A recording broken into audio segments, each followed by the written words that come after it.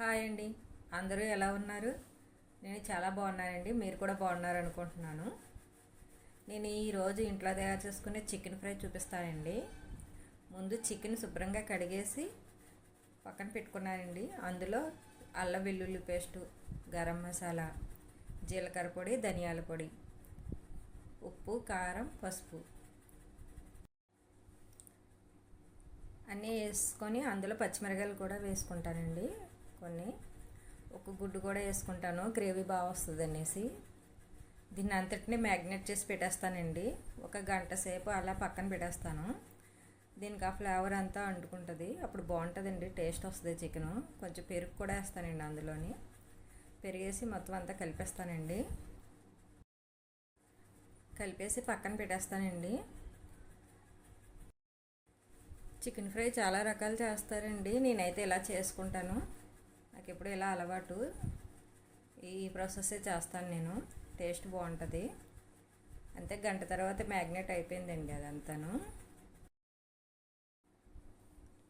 ఇప్పుడు స్టవ్ వెలిగించుకొని ఆయిల్ పోసుకోవాలండి. పోసుకున్నాక కొన్ని పలావ్ సామాన్లు వేసుకుంటానండి, కొంచెం టేస్ట్ వస్తుంది అనేసి. అట్లా కొంచెం దోరగా వేగాక అందులో కొన్ని ఉల్లిపాయలు కూడా వేస్తానండి. ఉల్లిపాయలు వేసి వాటిని కూడా వేపేస్తాను దోరగాను.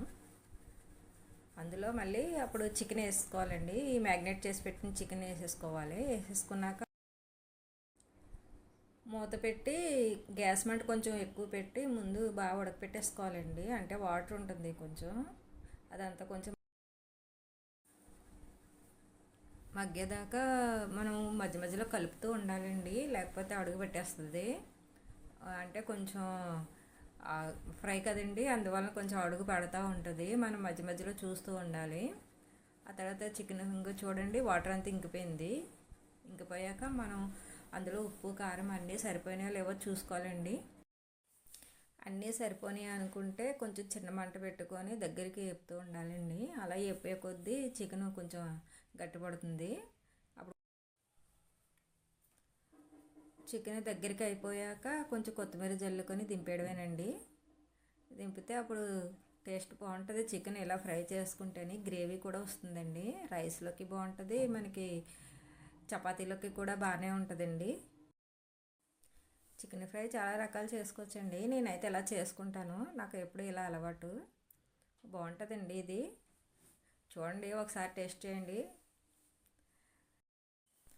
అంతే, రెడీ అయిపోయిందండి. ఇంకా సర్వ్ చేసుకోవడమే. టేస్ట్ అయితే చాలా బాగుందండి, బాగా కూడా వచ్చింది. ఈ వీడియో కనుక మీకు నచ్చితే లైక్ చేసి, షేర్ చేసి, సబ్స్క్రైబ్ చేసుకోండి. మరిన్ని వీడియోలు చేస్తాను. ఓకే, బాయ్ అండి, ఉంటాను.